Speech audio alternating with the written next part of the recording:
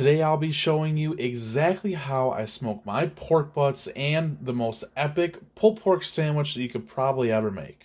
What's up, you guys? Welcome back to the channel. My name's Nick, and in today's video we're going to be smoking a pork butt. Hey, if you guys like good food, do me a favor and subscribe to this channel. Hit the notification bell, that way you get notified every time we post a new video. We're going to be putting up a new video every single Saturday. I'll be barbecuing all winter long. I'm even going to make some videos inside, different kinds of crock pot meals, homemade pizzas, steaks on the cast iron skillet, all the above we'll be making right here. Whatever happens in my kitchen, I'll let you guys in on. So with all that being said, let's get started. The first thing that we're going to do is get our pork butt out of the package, pat it down dry with some paper towels, get some of that blood and some of that moisture off. Then we're going to score our fat. The first thing we're going to do is score our fat. We're not going to cut too deep. You don't want to start cutting into the meat. Score about 1 inch apart, going all the way across, and then come back and go perpendicular to the first cuts that you made.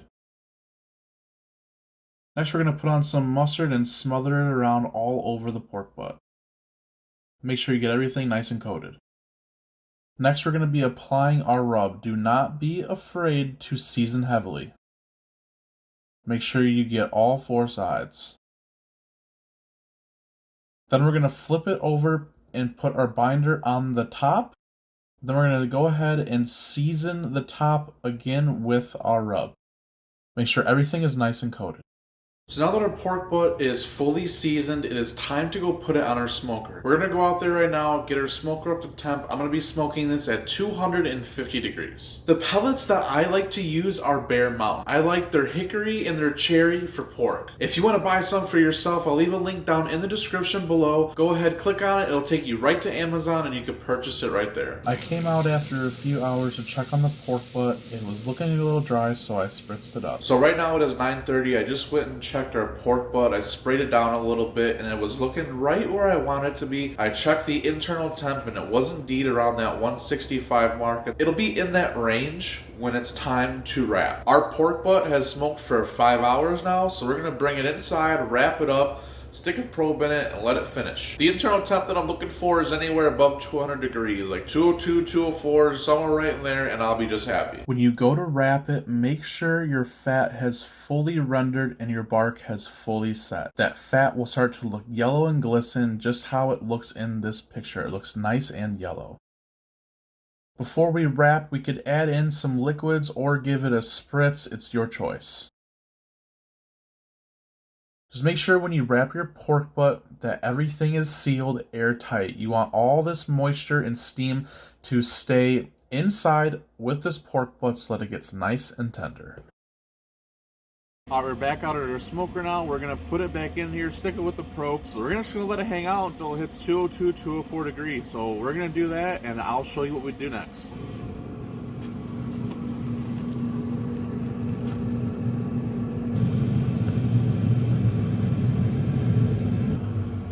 Our probe says that we have hit the right internal temperature. We're just going to verify with our little pen, make sure that it's good, and if it is, we're going to pull it off, wrap it in a cooler, and let it sit for about an hour. Alright, so we're hitting right around that 205 number, which is right in the area that we want it to be. So we're going to pull it off now, put it in our cooler, let it rest for an hour, then we'll both shred it apart and get to eating. Okay guys, so our pork butt has been resting for over an hour now. I'm ready to take it out of the foil and dig into this bad boy.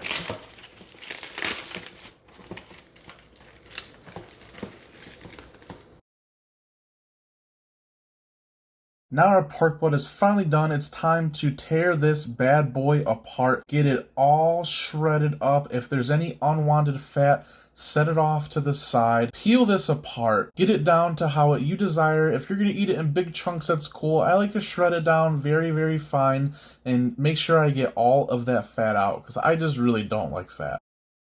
After it's all done and mixed together, it is ready to serve. You could put this on a sandwich or on nachos or on a pizza, whatever you want. Okay, so I have this pork butt all broken down. As you can see, it looks delicious. So before we try a bite, I just want to give you a couple tips and pointers when you're smoking your pork butt. When you smoke your pork butt, you want to get it seasoned really well all around. I recommend using a binder. It's quicker and easier. If you just put your seasoning on the meat, make sure you let it sit for 30 minutes before you flip it over and season the other side. And let that sit again for another 30 minutes for the rub to actually soak into the meat. When you use a binder and you put that rub on there, the rub actually sticks to the binder and will stay on for the period of your cook. I'm ready to give you guys a bite, but make sure you keep watching this video all the way to the end, because after this bite, I'm going to show you my favorite pulled pork sandwich to make. So let's give it a bite.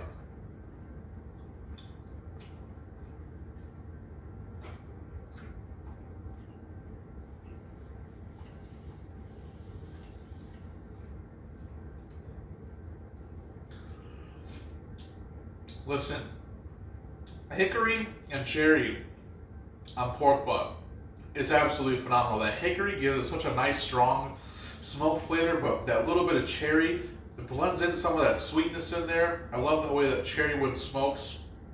It has a very good smoke flavor. Of course, I took a nice little bite that had some really good bark on it. As you get down to the middle, you might not taste as much smoke, but it'll be so juicy, moist, and tender. That's why it's really important that you mix this up together really well.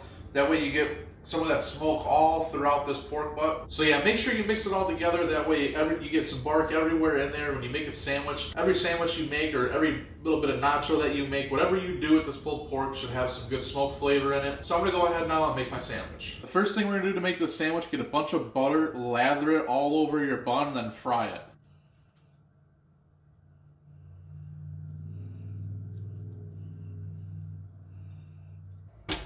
Okay, so the first thing we're gonna do, I like to start out with the baked beans. So we're just gonna take our baked beans, we're just gonna make a base layer, and you don't want a whole lot. You don't want to overdo anything.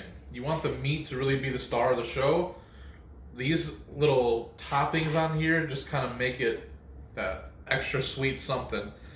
Now if you actually just put your baked beans on the smoker for about an hour in a little dish, add a little bacon and brown sugar, make your baked bean game way better. But I didn't have time to do that today, so base layer of the baked beans. Then we're gonna take our smoked mac and cheese, which is the video that we made last week. You wanna just take this and just spread it apart. This has some bacon in here, breadcrumbs, smoked mac and cheese.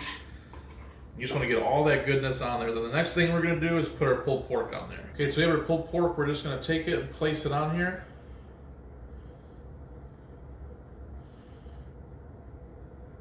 So now we're gonna put on some sauce, whatever your favorite barbecue sauce is. I just get Sweet Baby Ray's. I think it's excellent barbecue sauce. We're just gonna drizzle that on there. And that's it. You got yourself a beautiful pulled pork sandwich. Well, that's it. Now that you got your Sweet Baby Ray's on there, you can go ahead and take a bite. Alright, so now it's time to take a bite out of this bad boy. But before I take a bite of this, let's just take a quick recap of what it was we did today. We started out with about a 7-pound pork butt. I seasoned it up with Killer Hogs barbecue rub, put it on the smoker at 250 degrees, let it smoke for about 3 hours before I spritzed it first. I used half water, half apple cider vinegar. After 3 hours, I let it go for another hour. At the 4-hour mark, I spritzed it again. I spritzed it again at the 5-hour mark, which I then wrapped it. I wrapped it in a bunch of aluminum foil, put it back on the smoker for about another 3 hours, again at 250 degrees, and then it was nice and juicy and done right at 205 degrees. I let it rest for a little bit over an hour. We busted up into it, and now we're about to eat an amazing sandwich. So here we go. Look at that. Barbecue sauce, mac and cheese, baked beans, pulled pork. Oh my gosh, dude.